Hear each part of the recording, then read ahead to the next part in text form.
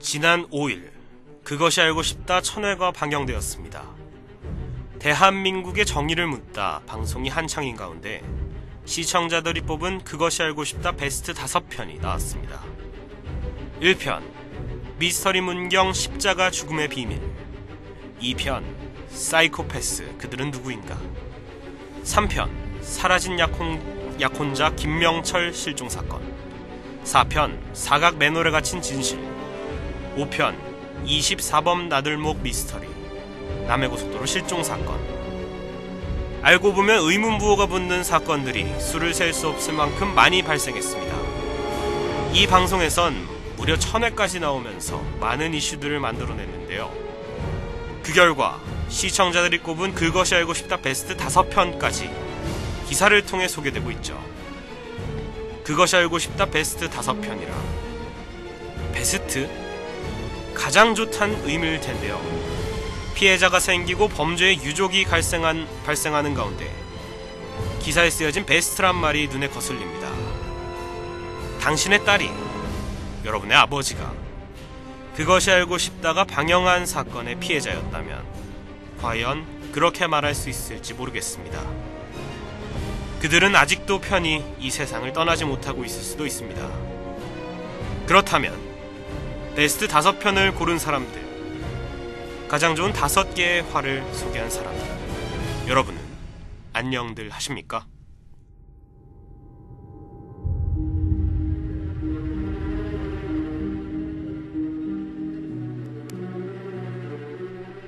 더 길티, 그것이 알고 싶다.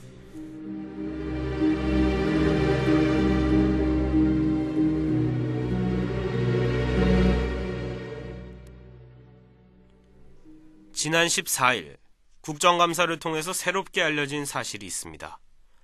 국회 안정행정위원회 소속 새정치민주연합 김민기 위원에 따르면 경찰이 맡고 있는 5년 이상 미해결 살인사건이 전국 총 256건이라고 합니다.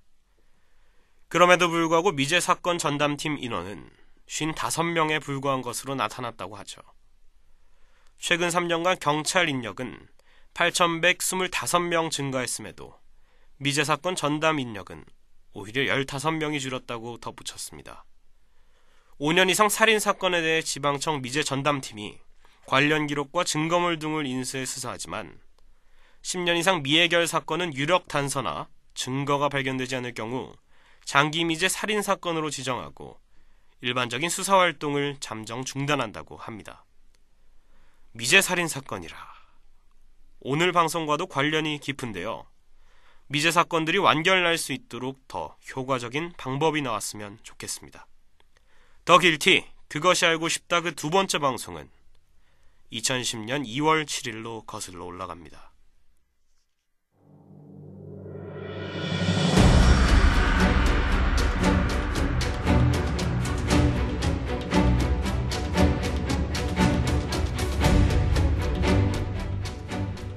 충북 오창의 한 야산.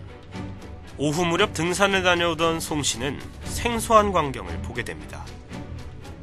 날아갈까봐 돌로 눌러놓은 듯한 돗자리, 빗물을 모으는 맨홀, 맨홀 덮개에 묶여있는 밧줄, 마치 교수형처럼 밧줄에 목이 매져 있는 사체.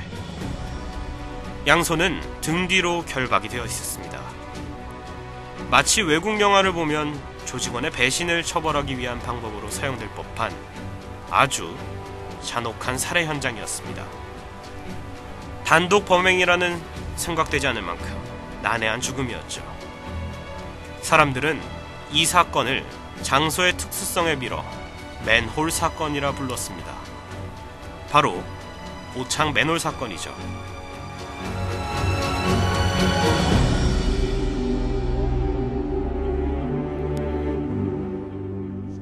갑상선 연골이 부러져 목이 맨지 수초 내에 사망한 것으로 보이는 피해자. 이렇게 잔혹한 방법으로 생을 마감한 그는 청주에 사는 41살의 건설업자 최 씨로 밝혀졌습니다. 현장을 방문한 친지는 말문이 막히고 너무나 참혹한 죽음에 피해자의 친구들도 말을 쉽게 잊지 못하죠. 그 중에는 분노를 표출하는 사람들도 있었습니다. 그런데 발견되기 나흘 전 실종 신고가 접수됐었다는 게 밝혀졌습니다. 이제 수배를 해요. 수배를 하기는 수배를 무슨 수배를 해요? 우리 친구들 다녔는데요. 무슨 소리 하는 거야? 최 씨를 찾기 위해 나흘간 충북 일대를 수색했던 유족들은 그동안 경찰이 최 씨의 실종을 단순 가출로 취급했다며 울분을 터뜨렸습니다. 대원 찾더라고. 아니, 나 물 좀 주세요. 정말 억울해요. 사람을 갖다가 사람이 그냥 죽은 것도 아니에요. 그냥 죽은 것도. 목을 눌러가지고서 갖다가 매장을 하도 어떻게 사람으로서 어떻게 이렇게 목을 눌러가지고서 그렇게 갖다가 비참하게야. 4일 동안 최 씨를 찾으러 다닌 친구들. 하지만 경찰은 단순 가출로 취급했고 결국 최 씨는 싸늘한 주검으로 발견되었습니다. 실종 수배 사진을 영정사진으로 사용하고 마는 냉혹한 현실. 중학생, 초등학생 아들 둘을 가진 평범한 41살의 가장인 최 씨. 그가 왜 이렇게 참혹하게 생을 마감하게 되었을까요?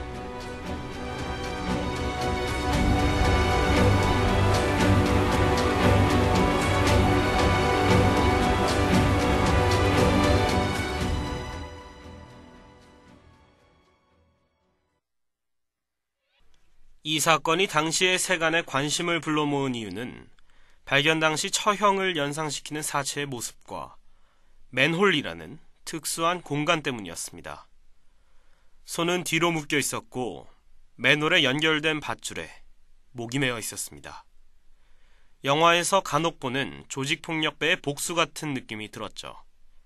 현실적으로 굉장히 힘든 살인이고 범죄 전문가들에게도 낯선 수법입니다. 이렇게 난해한 범행 현장. 사체 발견 2주 만에 경찰이 타살이 아닌 자살의 무게를 두고 있다는 보도가 흘러나왔습니다.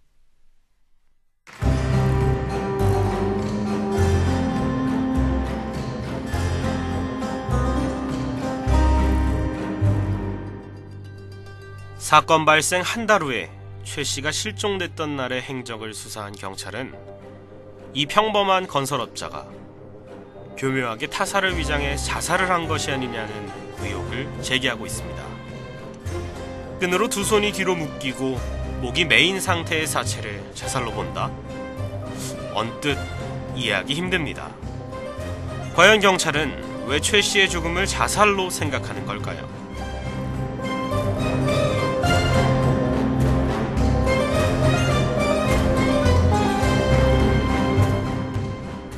그것은 바로 2월 3일 실종 당일 최 씨의 행적 때문입니다. 아침 8시 30분 아파트 CCTV에 최 씨가 포착됐습니다. 급한 일이 있는 듯 빠른 걸음으로 나간 최 씨. 실제로 이날 그는 지갑도 챙기지 못하고 집을 빠져나왔다고 합니다. 친지들은 실종 당일을 특별한 날로 기억하고 있습니다. 실종 이틀 전부터 최 씨가 오래 미뤄뒀던 공사대금을 받는 날이라고 강조했기 때문이죠. 2월 3일에 공사대금을 받으니 밀려있던 인건비와 자재비를 지불하겠다는 약속을 해둔 최 씨. 그는 경기도 안산으로 향합니다. 교통체증을 생각해도 왕복 4시간이면 충분한 거리지만 집을 나선 지 2시간 만에 그는 연락이 두절되었습니다. 감금이다. 돈 받을 사람들이 잡아놓은 거다. 주변 친구들은 그렇게 생각해서 실종 신고를 했습니다. 수사경찰관들이 공사대금을 지불했던 업체만 찾으면 최 씨의 행방을 금방 찾을 줄 알았다. 하지만 그의 행적은 발견되지 않았습니다.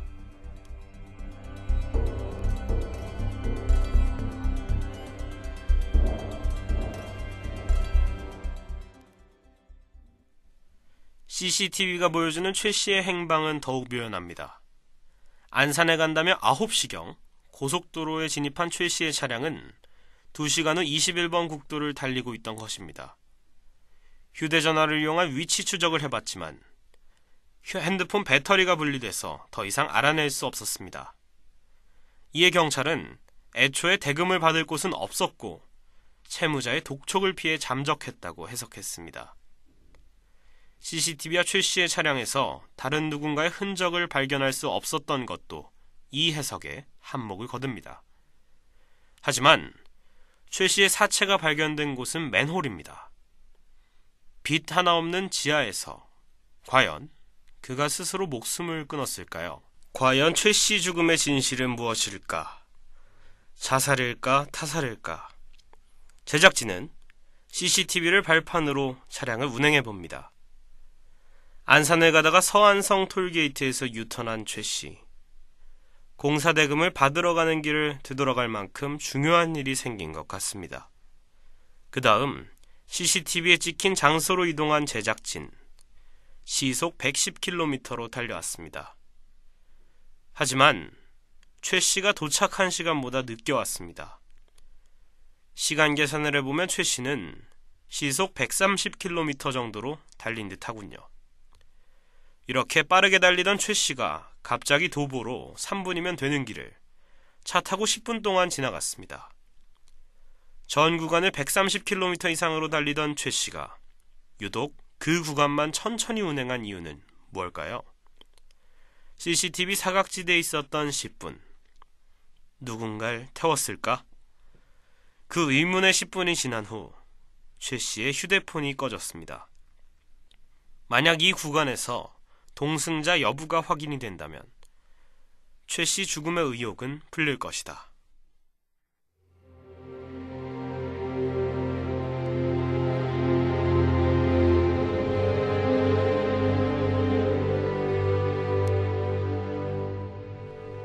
최 씨의 유족들은 실종 당일 동해자가 있었다는 이유를 편의점 CCTV에서 찾습니다.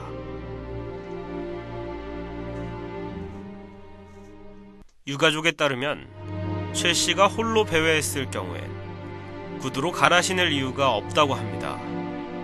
하나 더 있습니다. 차량에서 부러진 채로 발견된 안경과 편의점 CCTV에서 발견된 안경이 다르다는 겁니다. 최 씨가 누군가를 차에 태웠고 실랑이가 있어서 안경이 부러졌다는 의혹을 배제할 순 없어 보입니다. 실종 당일 기온이 영하 9도, 주차장차에서 편의점까지는 걸어서 1시간. 굳이 신발을 갈아 신어야 했을까요? 정말 누군가를 만나기 위해서 신발을 바꿔 신은 건 아닐까요?